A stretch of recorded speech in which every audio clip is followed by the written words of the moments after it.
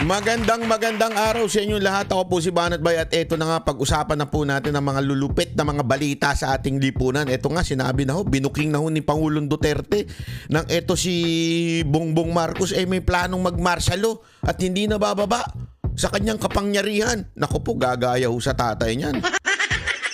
Naku, sinasabi na nga ba Tama si Manny Pacquiao di ba? Gago! Ang bira ka, Manny Pacquiao. Hindi, sinabi na ni Manny Pacquiao to nung una di ba? Tingnan nyo. Tingnan nyo. Dumidilat pa siya nung una. Ito na nga, sinabi na ni Pangulong Duterte. Binuking niya na po ang plano ng mga Marcos. Naku, hindi maganda yan. Ano ba itong plano ng ni Marcos? Sabi ni Pangulong Duterte, ito sinabi niya itong nakaraang Cebu rally kung saan libo-libo dagsaho ang mga Pilipino nagpunta doon at nagpahayag. Wala pa pong ayuda yan Wala pang ayuda yan. Walang AIEX yan at higit sa lahat walang bigayang naganap dyan. Yan po ay kusa lamang at saka organic. Talaga naman dinagsaho ng mga Pilipino ang ating Pangulong Duterte at ang buong PDP. Naku, palakpakan naman natin dyan. Marami hong magandang sinabi si Pangulong Duterte doon at isa na nga ho sa sinabi niya doon yung plano nito ni Marcos na kung saan magpatuloy non-stop, hindi ho titigil sa kanyang pagiging presidente. Pagkatapos daw susunod na yan yung siyempre yung kapatid, yung anak, yung pinsan. Naku, patay tayo dyan. Patay tayo. Wala na. Siguro pagdating ng panahon para na tayong papalit na tayo sa Africa. Kasi alam nyo ba yung Africa ngayon, di ba, napapanood natin maraming mga magugulo. Maayos na ngayon dun dahil dun sa bago nilang leader. Pero parang tayo na atang papalit. Naku po, patay tayo dyan. Gago! Di ba? Panoorin natin itong sinabi ni Pangulong Duterte para maunawaan natin kung ano talaga nagaganap sa ating bayan. Kasi wala na. Sagad na sa butong kawalang niyan itong gobyerno na to. Ako, 83 years old na ko. Gusto na kong mawawa ng mga pahuway na. Grabe. Ay, sorry. 83 years old na si Pangulong Duterte. Ang lupit naman po nun. Hanggang ngayon, ayan pa siya, nagsisilbi sa bayan at gusto niya pa rin tulungan ng ating bayan. Wala na ba tayong bagong leader na maaaring makita ngayon?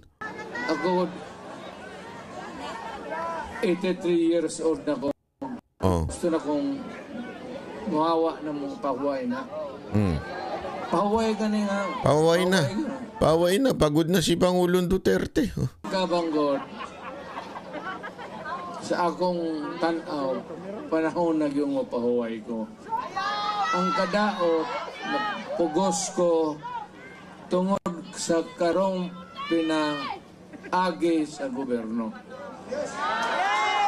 Napipilitan na nga lang daw totoo, alam mo, nung huling nag-usap kami, last year po yun, yung I think November or October. Alam mo, nagkikwentuhan kami ni Pangulong Duterte. Masaya siya dahil nakakapagpahinga na daw siya ngayon. Masaya siya dahil kasi dati daw nung siya ay nagtatrabaho bilang presidente, hindi nyo ba napansin talagang tumanda si Pangulong Duterte kasi puyat daw siya nun. Kulang sa tulog. Talagang pag dinibdib niya yung trabaho niya, hindi niya hinutot. Magkaiba kasi. Si Pangulong Duterte, dinibdib yung trabaho. Yung, ewan ko, yung ngayon parang sininghot Pambirang buhay totoo mga kababayan. Kakaiba si Pangulong Duterte. Kaya pansin niyo talagang mula nung 2016 tumanda na siya. Ang bilis niyang tumanda. Na-stress sa dami ng problema ng ating bayan. Pero ito ngayon sinasabi niya gusto niya na magpahinga. Pero hindi siya makapagpahinga dahil dito sa walang niyang gobyerno natin. Alam mo, si Mr. Marcos is veering towards a dictatorship. Nako. Ayan ba ay sa tingin ninyo ay makatotohanan, fake news, o yan ay exaggerated? Ako naniniwala akong totoo yan, mga kababayan. Kami nararamdaman po namin yan. Kami mga political vloggers o tawagin nating advocates sa social media. ramdam na ramdam ho namin kaliwat kanan ang demanda, kaliwat kanan ang panggigipit. Ito nga huli yung ating kapatid na organizer diyan, di ba? Talagang ginipit ho siya. Pinuntahan ng tinakot to. Parang dinaig pa ho talaga yung yung dati kasi at least announced, di ba? Mas daig pa ho ngayon. Yung dati announced dictatorship, announced martial law, di ba? Ngayon hindi. Pretending to be living in a democracy, pretending na we have democracy, pretending na walang martial law, and yet yung action iba ang galawan, 'di ba? Iba yung sinasabi sa ginagawa. Kasi ngayon talagang wala na, no choice ka. Meron pa tayong mga kinuwento nga sa akin nung nakarang nakausap ko yung ilang mga vloggers, iba ho sa kanila, tinawagan na ho ng AMLAC, tinawagan na ho ng kung ano-ano para ho talaga gipitin. Sabi ko, sandali. Pera namin to animal kayo.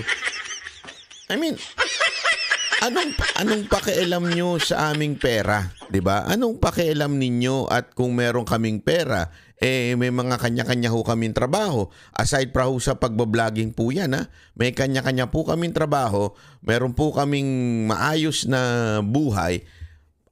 Bakit to nyo pakikialaman? Wala naman po kami sa gobyerno, 'di ba? Bakit to? Kasi nga ho, yan yung tinatawag na pananakot, panggigipit. Subukan mong pumalag. Subukan mong labanan ng gobyerno na ito, gigipitin ka namin. At ang ganda nga ho nung sinabi ni Jun Abines dun sa kanyang nakita ko sa isang interview niya, hindi ho ito panggigipit sa amin lamang. Hindi ito panggigipit sa mga sabihin na natin advocate ng sa social media. Hindi po ito panggigipit lamang sa aming mga vloggers. Ito po'y panggigipit at pananakot sa lahat ng papalag sa gobyerno na ito. Sabi ko nga sa inyo mula doon kay nauna na ho dito si Pastor Kibuloy. Nauna na ho siya dito. 'Di ba? Alam mo, yung ginawa sa SMNI, yan ho ay pananakot. Pananakot ho sa ibang network. Sinasabi ho nila na kapag ikaw ay pumalag, kahit kaalyado ka namin, kahit sanggang dikit ka namin, kaya namin kayong gaguhin. Kaya namin kayong ipasara. Kaya namin kayong gipitin. Alam nyo, kung kayo, kung maaari ko lang sana, kung malaya lang ako magkwento kung paano ginipit ang SMNI, magugulat kayo. Kasi lagi ko nga sinasabi sa kanila. Sabi ko, di ba kayo nga lang ang sumuporta na network nung panahon ng kampanya kay Marcos, di ba? Binudol nyo nga yung tao. Hindi, biro lang SMNI. Hindi, totoo naman, di ba? Sila lang ho talaga yung sa debate, hindi lang ho sa debate, sila lang yung nagbigay ng espasyo kay Marcos. Di ba? Pero anong ginawa? Kasi nga, alam ho nila na si Pastor Kibuloy and ang buong SMNI ay sumusuporta sa mga Duterte. Alam mo nila na sanggang dikit to ng mga Duterte. Kung pansinin ninyo ngayon ang gagaganda ng mga events dahil nga po sa sa KOJC po, ito ho'y SMNI ang tumutulong. Ibig sabihin, malaki yung tulong talaga ang SMNI sa lahat ng campaign shorty ni Pangulong Duterte noon hanggang ngayon. Kaya nga ho, nakita ho nila yung bagay na yun, kaya ginigipit ho nila. Tapos ito nga ang mga nakaraan, di ba? Hinak po yung account. Kaya mga kababayan, habang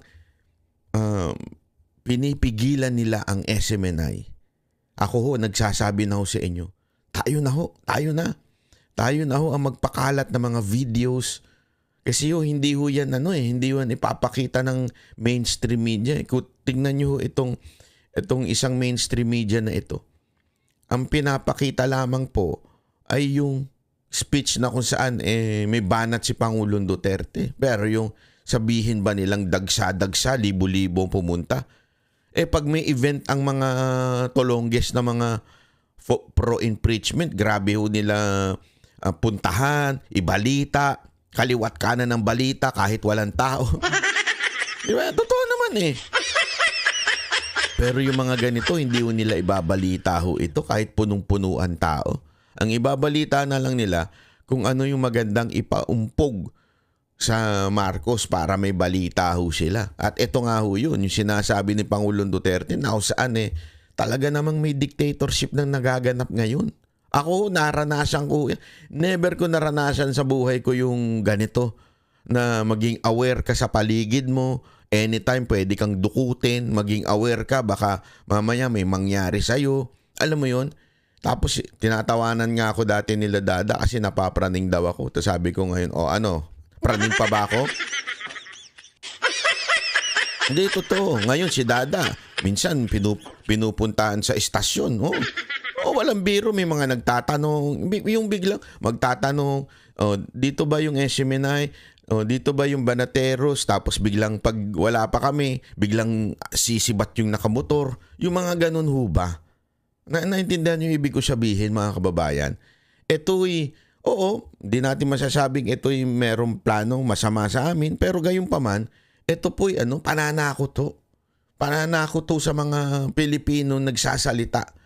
Kaya nga mga kababayan, kami po'y isang tao lamang o maaring sabihin na natin yung buong vloggers, 40 lang yun. Walang magagawa yun kung hindi ho kayo mag-share, magla-like o kaya ay magsasalita din. Lalong-lalo na kayong mga OFW. Anyway, hindi naman kayo kayang puntahan dyan. I-share ho natin sa mga kababayan natin sa Pilipinas yung mga videos na mga katulad ho nito. Mopusta ko sa inyo, dili na manaog pagkahuman sa iyang termino. Nako, dili na manaog. Ibig sabihin, di na bababa. Parang baligtad sa Tagalog.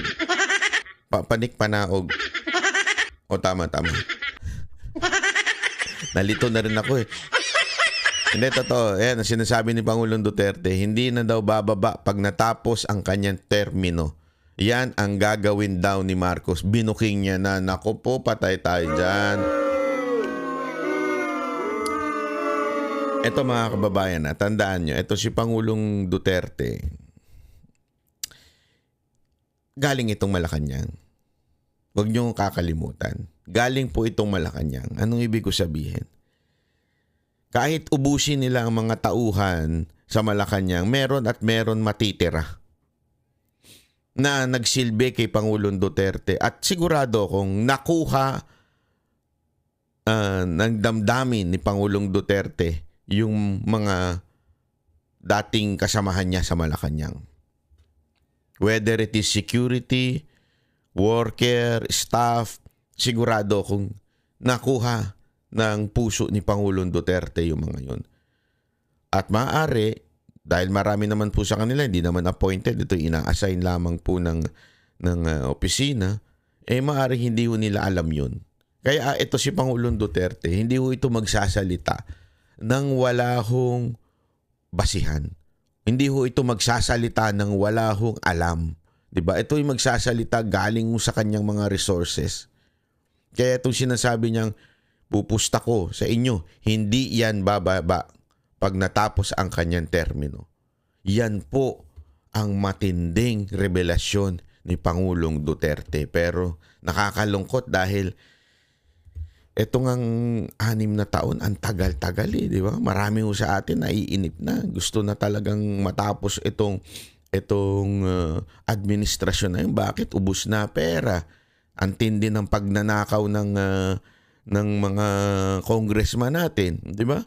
Ang tindi ng pagpigil ng freedom of speech, di ba? Lahat to ginawa na ng gobyernong ito, pang-aabuso, kaliwat kanan ang mantakin mo kahit to yung ilang nating mga kapulisan naiinis na.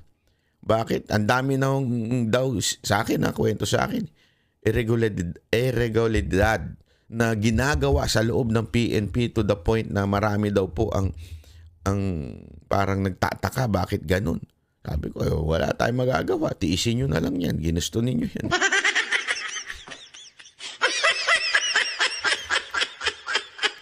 Kaya nga, tawan-tawa ako. Meron akong pinost sa social media ko yung post doon na nung 2022.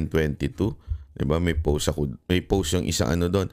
heart para kay ganito, kay Marcos. Ganito, like para kay ganito. Tapos nakita ko. Tapos, nung tinignan ko, siyempre, ang dami nag-heart nun kay Marcos. Kung sinong gusto nilang presidente, di ba? Tapos, nung pagtingin ko, tinignan ko, sino kaya ito? Ang unang lalabas doon sa mga emoticon na yun ay yung mga kaibigan mo. Kung ano yung kanilang pinindot.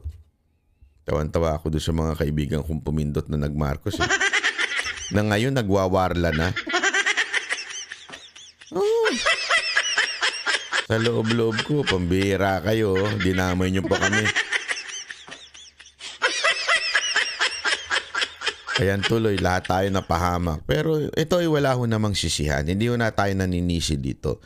Ang sinasabi ko lamang po mga kababayan, nangyari na ang dapat mangyari. Ngayon, natatagalan na tayo sobra. Wala pa hong kalahati nung last year, natatagalan na ho tayo sobra, di ba? Ngayon pa lang parating yung kalahati, grabe ho, ang tagal-tagal na. Kasi nga ho, nabudol ho tayo ng gobyernong ito. Nabudol ho tayo ni Marcos, di ba? Yan ho ang ating sinasabi. Bawi na lang ho tayo, mga kababayan. Again, sinasabi ko nga ho sa inyo, kami ho yung mga lang yung boses namin, hindi naman ganun kalakas. Kung hindi kayo magla-like, mag-share, kung hindi nyo ihahatid dito sa taong bayan, sayang ho ang aming pagbablog. Kung kami ho ay pinipigilan na ngayon, mas lalo pa nating paigtingin, mas lalo pa po nating painitin yung pagiging aktibo natin sa social media na i-share yung mga videos. Maraming salamat po sa mga nagme-message at matagal na daw subscriber na nanonood. Ipagpatuloy lamang po natin ito. Ipasa natin sa mga kababayan natin. Ako ngayon pag may nakakausap ako, hindi ito walang biro ito Ako yung nangangampanya ng simple lang. Alam mo, may mga kaibigan ka na walang alam sa politika. Hindi nila alam kung ano yung nangyayari. Ikikwento ko ngayon sa kanila. Tapos sasabihin ko sa kanila, baka naman sa eleksyon ito yung sanang iboto natin, yung straight PDP. Diba? Straight PDP tayo, iboto natin ito Para ho kasi sa bayan natin, para maayos na. Kasi dalawang tanong lang naman po ito Simpleng-simple. Mas maayos ba ang buhay mo ngayon pagdating sa paggastos, pagkain, bilihin? Kung mas maayos, sige, boto mo si Marcos. Pangalawa, boto mo yung senador niya. Diba? Pangalawa, kung mas feel safe ka ngayon, iboto mo uli yung mga senador niya. Diba? Pero kung yung dalawang tanong na yan, ang sagot mo ay hindi. Mas malala ngayon, mas mahal ang bilihin ngayon, mas matindi ang gastusin ngayon, mas mahirap ang buhay ngayon. Tapos, pangalawa, mas magulo ngayon, mas dangerous ngayon. Aba mga kababayan, kung yung dalawang simpleng tanong na yan, yan ay nagpapahiwatig lamang ng iboto mo na, ibahin mo na ang boto mo. Ibalik na natin yung dati.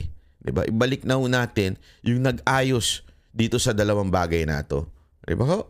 Kaya sinasabi ko sa kanila, mga kababayan, straight tayo PDP straight natin ito para talaga maibalik ho natin ang Pangulong Duterte.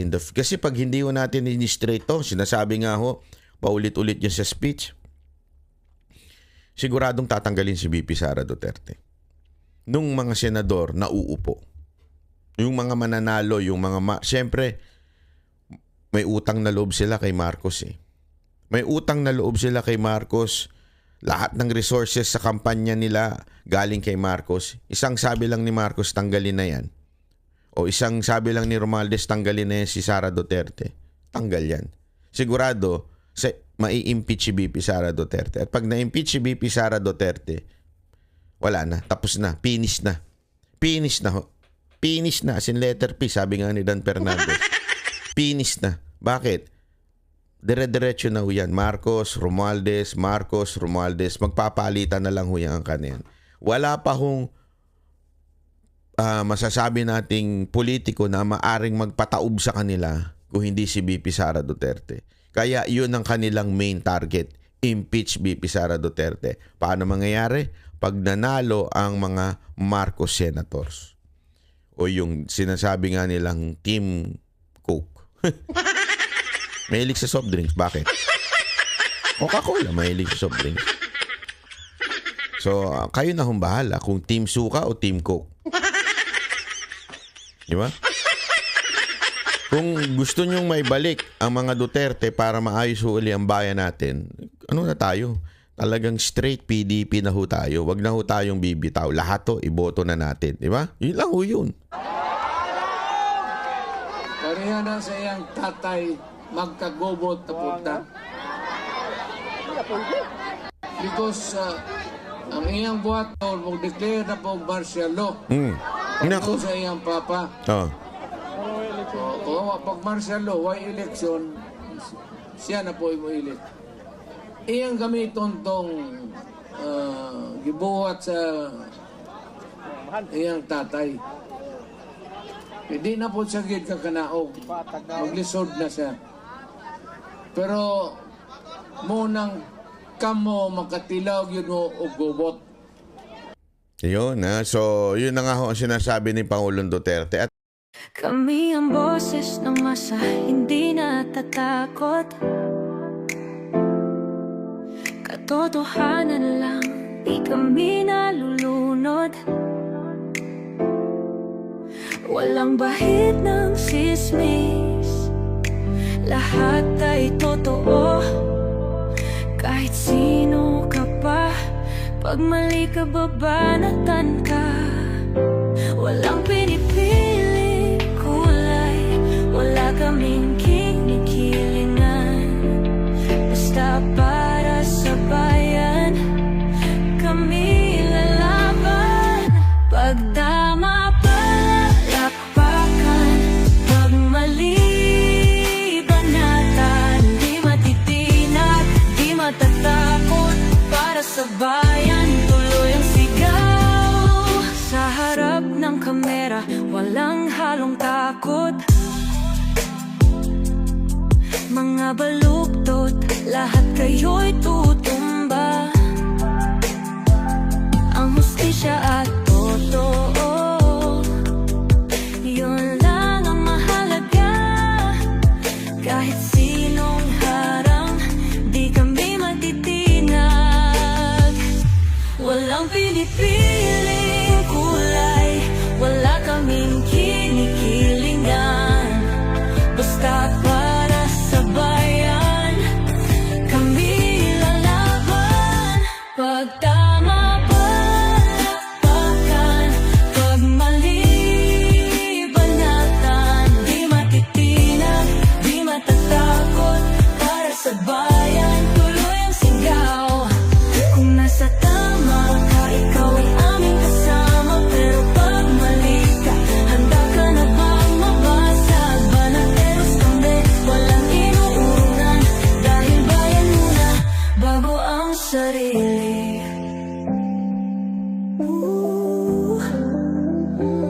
Bago ang sarili.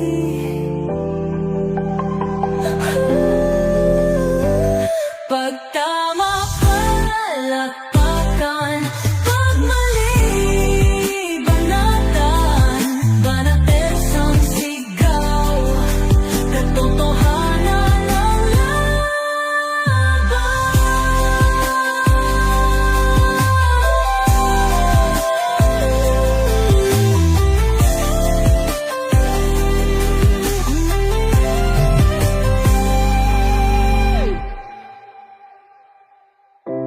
sa harap ng kamera, walang